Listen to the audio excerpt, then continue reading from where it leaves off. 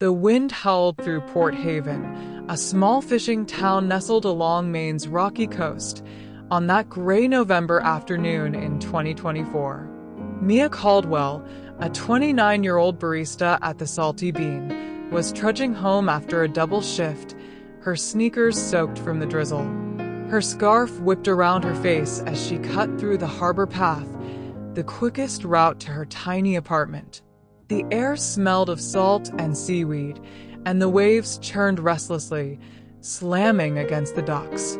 Then she heard it, a sharp, desperate bark, cutting through the wind. Mia froze, her heart skipping. She wasn't a dog person, not really. She'd grown up with cats, and her landlord barely tolerated her tabby, Whiskers. But that comedy gold, that bark sounded urgent, raw. It came again, louder, from the direction of the water. Mia's eyes scanned the harbor, and her breath caught. There, in the churning gray waves, was a dog, a golden retriever, its sodden fur glowing faintly despite the gloom. It was paddling weakly, head barely above water, eyes wide with panic. "Oh my God," Mia whispered, her stomach twisting. The dog was struggling, its movement sluggish, like it had been in the water too long. She glanced around, hoping someone else, anyone, was nearby. The path was empty. Her phone was dead from a long shift. The nearest help was back at the cafe, a 10-minute sprint. Another bark, weaker now, almost a whimper. The dog's head dipped under a wave, then resurfaced, gasping. Mia's heart pounded. She couldn't just stand there. "Hang on," she shouted, though the wind swallowed her voice. Kicking off her sneakers and tossing her backpack, she scrambled down the rocky embankment to the water's edge. The cold bit into her skin as she waded in, waves crashing against her thighs, then her waist. Her teeth chattered, but she pushed forward, eyes locked on the dog. It was farther out than she'd thought, maybe 20 feet. The golden retriever saw her, its ears perking slightly, and it tried to paddle toward her, but a wave knocked it under again. Mia's chest tightened with fear. She wasn't a strong swimmer, but she couldn't let it drown. Taking a deep breath, she dove in, the icy water stealing her breath. She kicked hard, arms slicing through the waves, until she reached the dog. "Hey, buddy, I've got you," she gasped, wrapping an arm around its trembling body. The dog was heavy, its fur matted with salt and grime, but it leaned into her, trusting her instantly. Its warmth against her chest gave her the strength to kick back toward shore, fighting the current. Her legs burned, and her lungs screamed, but she kept going, murmuring, you're okay," as much for herself as for the dog. When her feet finally touched the rocky bottom, Mia nearly sobbed with relief. She stumbled onto the shore, the dog limp in her arms, and collapsed onto the pebbles. The golden retriever coughed, water dribbling from its mouth, then licked her hand weakly. Its eyes, a soft brown, looked up at her with something like gratitude. Mia's throat tightened, tears mixing with the seawater on her cheeks. "You're safe now," she whispered, stroking its head. She sat there for a moment, shivering, catching her breath. The dog was thin, ribs visible under its soaked fur, and it had no collar. Was it a stray? Lost? Mia didn't know, but she couldn't leave it here. Wrapping her scarf around its neck like a makeshift leash, she coaxed it to its feet. "Come on, let's get you warm." The walk back to her apartment was slow, the dog limping but staying close, its tail giving the faintest wag. Mia's mind raced. She didn't have dog food, or a crate, or any idea how to care for a golden retriever. But when she opened her door and the dog curled up on her rug, sighing softly, she felt a pang of something she hadn't felt in years: purpose.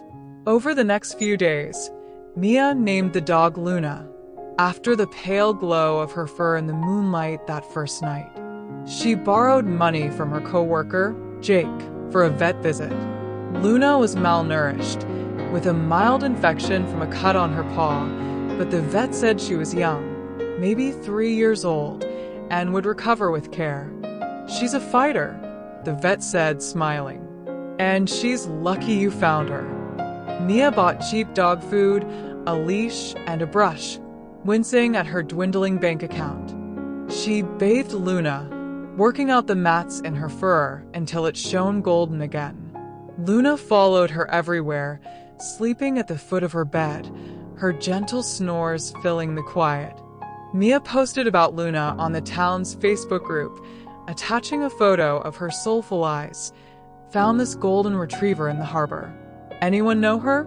She checked shelters and lost pet pages, but no one claimed her.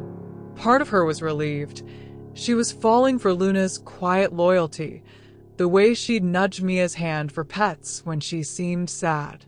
Weeks passed, and Luna grew stronger, her tail wagging like a metronome. Mia taught her to sit, laughing when Luna flopped over for belly rubs instead. But the posts kept circulating online, and one morning, Mia's phone buzzed with a message. "That's our dog. Her name's Daisy. We lost her in a storm last summer."